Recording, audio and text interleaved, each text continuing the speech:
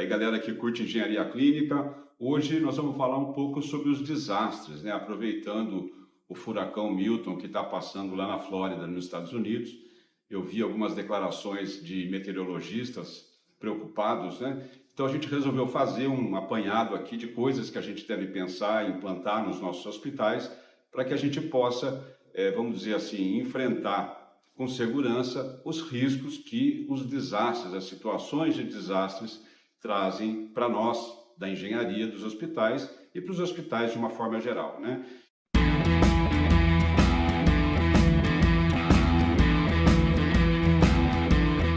Então, o que eu fiz aqui? Eu fiz um resumo das ameaças que os hospitais estão sujeitos ou podem estar sujeitos numa situação dessa. E isso foi baseado no Índice de Segurança Hospitalar, esse aqui que vocês estão vendo do lado, já falei várias vezes dele, recomendo que vocês leiam para ajudarem, né, a organizar essa resposta sempre que for necessário. Então, vamos lá. Há um grande grupo de ameaças, né, que são definidas aqui no manual, né? Por exemplo, ameaças geológicas envolvem os tsunamis, vulcões, terremoto, deslocamento ou desmoronamento de massa seca.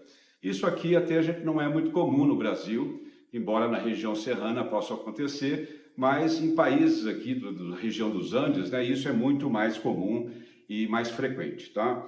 Tem as ameaças hidrometeorológicas, aí envolve inclusive o furacão Milton. Então são os furacões, os tornados, tormentas.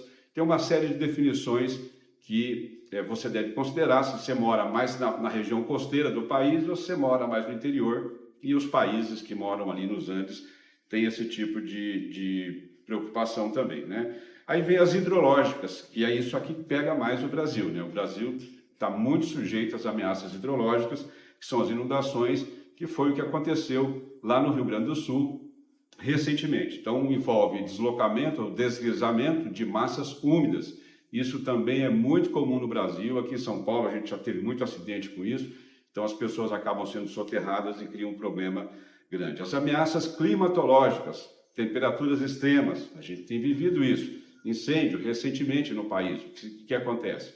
Você polui o ambiente, acaba aumentando o número de doenças respiratórias e acaba sobrecarregando os hospitais também.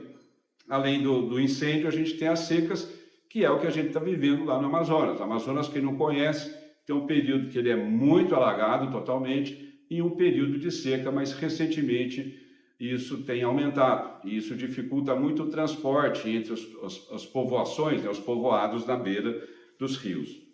Aí nós temos as biológicas, isso a gente já está craque nisso, porque a gente viveu aí a pandemia, então você tem as pandemias, as epidemias que são regionais, e você tem também a intoxicação alimentar, por exemplo. Pode acontecer de um grande grupo de pessoas ser intoxicado por alimentos e gerar uma situação de desastre. E fora isso, a gente tem as pragas, infestações, que às vezes é comum nos hospitais, embora a gente saiba que os hospitais tenham ali o programa de controle de pragas, né? Isso a gente tem que manter no radar. Continuando agora, então a gente saiu das naturais e agora a gente vai para as tecnológicas, que são as químicas, radiológicas, incêndios em edifícios, falta de água, por exemplo, acidentes aéreos, acidentes terrestres. Eu me lembro que em Araras, há muitos anos atrás, teve um acidente na Anhanguera, né? E envolvendo 2 ônibus com incêndio, então teve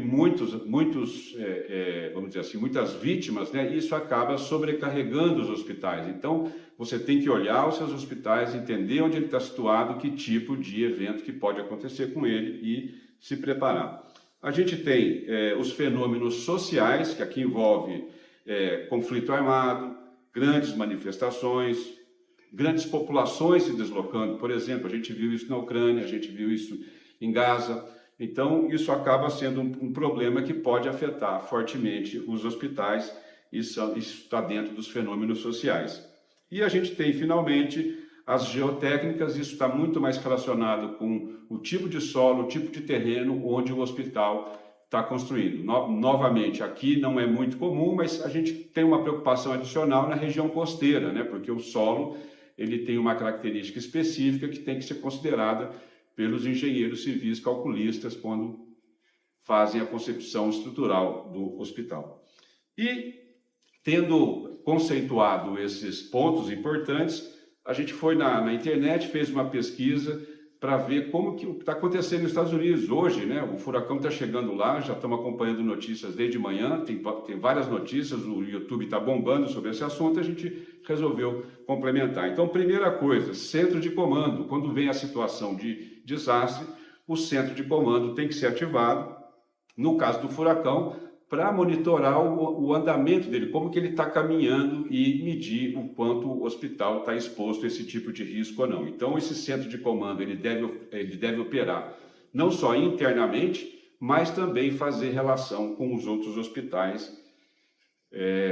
nas regiões próximas, né? Então, um vai dar suporte ao outro. Por exemplo, estoque de suprimentos. O Tampa General Hospital, ele está estocando lá alimentos, roupa seca, enfim, água, tudo tem que estar muito organizado, porque você não sabe quanto isso vai durar, né? Lembrando que o Índice de Segurança Hospitalar recomenda para as linhas vitais 72 horas para tudo, né? Para água, energia elétrica, instrumental estéreo, equipamento médico disponível.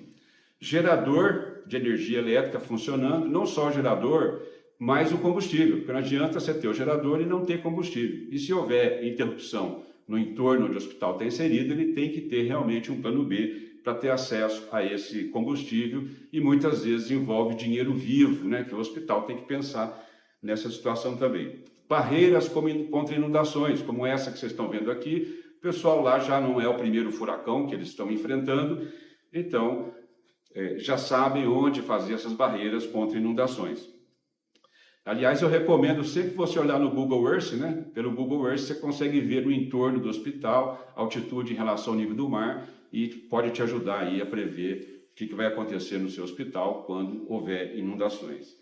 Plano de evacuação e transporte. É comum, né? O hospital não dar conta da situação, ele ter que transportar paciente de um hospital para o outro. Então, é importante você ter não só organização interna, mas também se interrelacionar com outros hospitais no seu entorno. Parceria, equipes de plantão no local. Então, os hospitais, eles acabam definindo que uma quantidade de funcionários vai ficar no local, porque o deslocamento entre a residência e o hospital pode estar prejudicado. Parcerias comunitárias e governamentais. Sempre, né, o prefeito da cidade tem um papel fundamental, mas não só ele, não só em nível local, como em nível estadual, né, governamental, e em nível federal. Trabalhar com essas equipes é muito importante. No caso aqui do Brasil, a gente, vamos dizer assim, acaba entrando num acordo muito próximo com a Defesa Civil. Evacuação de pacientes vulneráveis, isso é importante, ter um plano B também. Preparação de equipes médicas, aqui consta o Johns Hopkins All Children's, ele preparou 3 equipes para oferecer suporte psicológico para pediatria, pacientes pediátricos, né? Água, energia elétrica, de novo, né? Se o serviço público de fornecimento é interrompido, o hospital tem que ter esse plano B, e aí as 72 horas são muito importantes. Nada, né? Eu uma vez fui contratado para traduzir esse ISH para o português, e eu achei estranho 72 horas, e aqui no Brasil a gente usa ainda muito 24 horas, e eu falei com esse médico responsável por esse manual. Ele falou: Lúcio, a experiência em mais de 200 eventos que ajudaram a consolidar esse manual demonstraram que nada se resolve em menos de 72 horas. E a gente viu no Sul que isso foi muito mais tempo que 72 horas. Então, a gente tem que ter esse número, né, compatível com o seu hospital, com a situação dele, bem definido.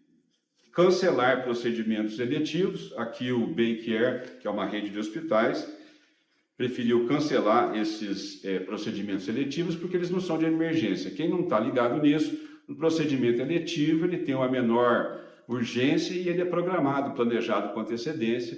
Então esse tipo de procedimento pode ser cancelado, reservando o hospital para situações mais emergentes. E outro ponto, né, eles acabaram de algumas semanas atrás de enfrentar o furacão Helene. Esse hospital aqui, o Unicoi County Hospital do Tennessee, montou um programa de evacuação bem robusto, né? e também utilizou unidades móveis para atender regionalmente. Então, o que eu queria falar hoje era isso, mostrar para vocês a importância da gente ter realmente um plano de emergência. Nós, da engenharia, conhecemos as necessidades de cada um do sistema, climatização, água, gases medicinais, energia elétrica, por exemplo, comunicação, e a gente tem que fortalecer, deixar esse sistema mais robusto e participar formalmente das equipes, né, que vão coordenar um evento desastroso. Então é isso aí, e no mais, aquele muito obrigado pelo seu tempo. Valeu!